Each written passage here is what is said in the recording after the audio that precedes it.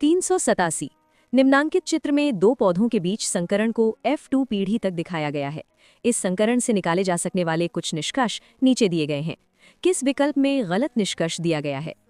पर निषेचन, स्वनिषेचन। ए, केवल लाल रंग ही प्रभावी है। बी, लक्षण वंशागत होते हैं लेकिन व्यक्त नहीं होते हैं। सी, लाल और हरा दोनों ही प्रभावी हैं, हालांकि हरे का उत्पादन कम संख्या में होता है। डी, हरा अप्रभावी होता है। आंसर सी, लाल और हरा दोनों ही प्रभावी हैं, हालांकि हरे का उत्पादन कम संख्या में होता है। ये निष्कर्ष गलत है। केवल लाल रंग ही प्रभावी है तथा हरा अप्रभावी है। ये निष्कर्ष F2 पीढ़ी के लिए सही है। 388। मेंडल के मटर के पौधों पर प्रयोगों के संबंध में इनमें से कौन सा कथन गलत है? ए, मेंडल ने विपरीत दृश्य लक्षणों वाले गोल झुर्रीदार बीजों लंबे बौने उद्यान मटर के कई पौधों का उपयोग किया। बी, उन्होंने एक लंबा पौधा और एक बौना पौधा लिया, उनके संकरण द्वारा संतति पौधे उत्पन्न किए और परिणामी F1 संतति में सभी पौधे लंबे थे।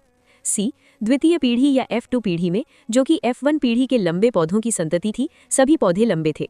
डी, F2 संतति में लंबाई और बौनेपन के गुणों का प्रकट होना ये इंगित करता है कि दोनों गुण F1 पौधों में वंशानुगत हुए थे।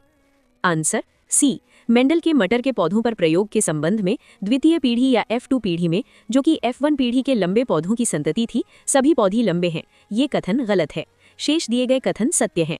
ग्रेगर जोहान मेंडल को आनुवंशिकी का जनक यानी पिता माना जाता है। मेंडल ने कृत्रिम परागण यानी पर परागण प्रयोगों के लिए मटर के पौधों पर संकरण प्रयोग किए तथा वंशानुक्रम का नियम दिया। 389। सामान्य मनुष्य में कितने जोड़ी अलैंगिक गुणसूत्र यानी ऑटोजोम्स होते हैं? A, 22, B, 44, C, 1, D, 23। Answer A, मनुष्य में 23 जोड़ी गुणसूत्र अर्थात 46 गुणसूत्र पाए जाते हैं।